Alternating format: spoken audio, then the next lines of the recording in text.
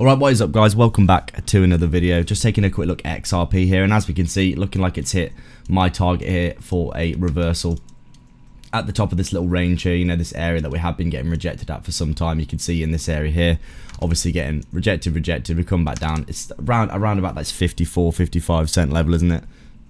Which is this previous level of support.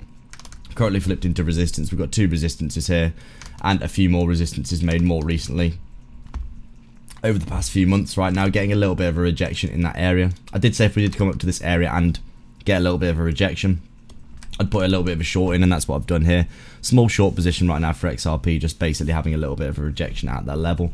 But we are looking like we are fairly close to potentially here breaking out of that bear market resistance for the previous bear market. And if that is the case, we could see ourselves starting to get a little bit of a bullish trend going for XRP, which would be really good to see. As I said, really not that much to say apart from that. Looking like we're getting a bit overbought right now, so we could easily see a rejection here. But also, in my opinion, we've hit this resistance many times, as you can see here. And in my opinion, as I said, it seems pretty likely that we could see ourselves getting a rejection here and a rollover to the downside fairly soon. Which is why I've got this short position in at the top of the range here, looking to target back down below the resistance of that previous bear market resistance. And that is it. We'll see what happens next time. So, as always, guys, thank you very much for watching. Really quick update today for you, and I'll see you in the next video.